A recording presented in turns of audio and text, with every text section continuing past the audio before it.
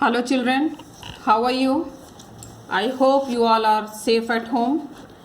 Today in this video, I will discuss about important concepts of molecular basis of inheritance part 1. First, I will discuss about packaging in eukaryotes. Packaging in eukaryotes means how DNA are arranged in eukaryotic cells. In eukaryotic cells, there are histone proteins. These proteins are H1 histone 1, H2A, H2B, H3 and H4. All these histone proteins are basic in nature. So, two molecules of H2A, H2B, H3 and H4 forms histone octamer. 1, 2, 3, 4 and 2 molecules, so histone octamer will be formed. Since these proteins are basic in nature and DNA are acidic in nature, so DNA wraps around it and they form a structure. That structure is called as nucleosomes. Adjacent nucleosomes are connected by H1 histone, this one. This is not involved here in forming the histone octamer. So this H1 is used for connecting adjacent nucleosomes and it forms beads on a string like a structure. So here you can see the structure of nucleosomes.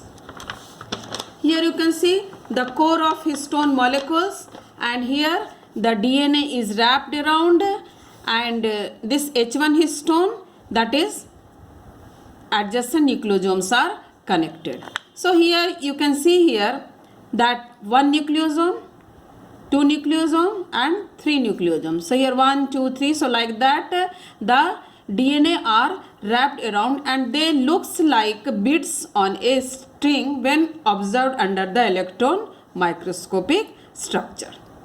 So it is about packaging in eukaryote. Now next is about the Griffith experiment. This experiment is also called as transforming principle. Here the experimental material used were Streptococcus pneumonia and mice. Streptococcus pneumonia causes pneumonia in mice.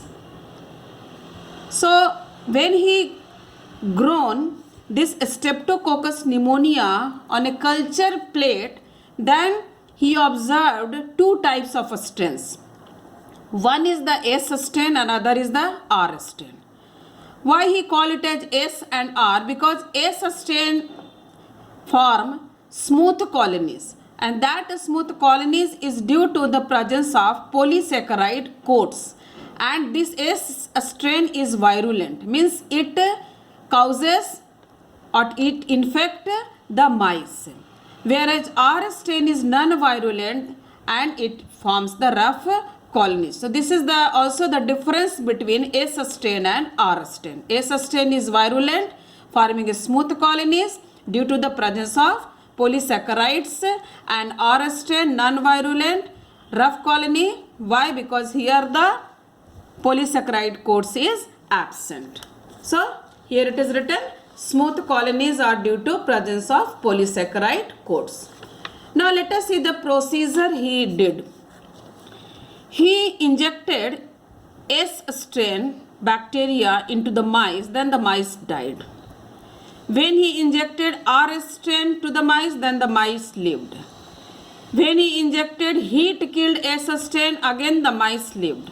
But when he mixed both the heat killed S strain plus R strain, then the mice died.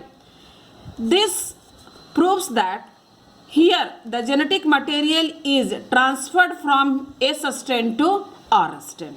So the inference is transforming principle, that is heat killed S strain to R strain. This is the pictorial figure of Griffith experiment.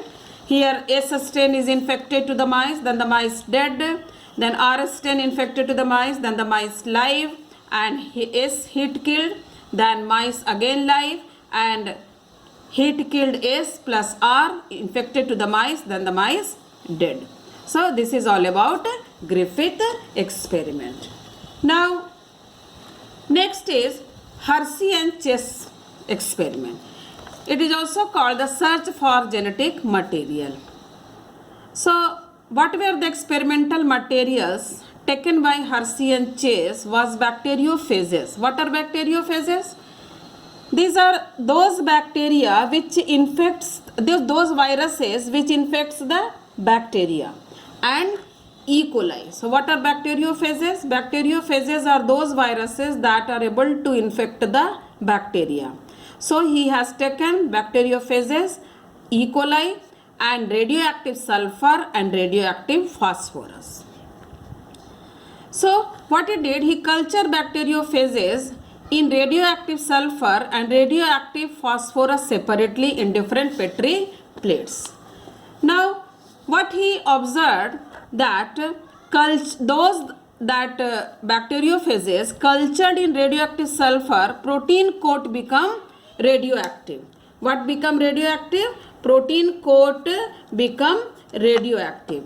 And when it is cultured in radioactive phosphorus, then genetic material, that is DNA, become radioactive. So what is the procedure? There are three procedures. First is infection, second one is blending, and third one is centrifugation.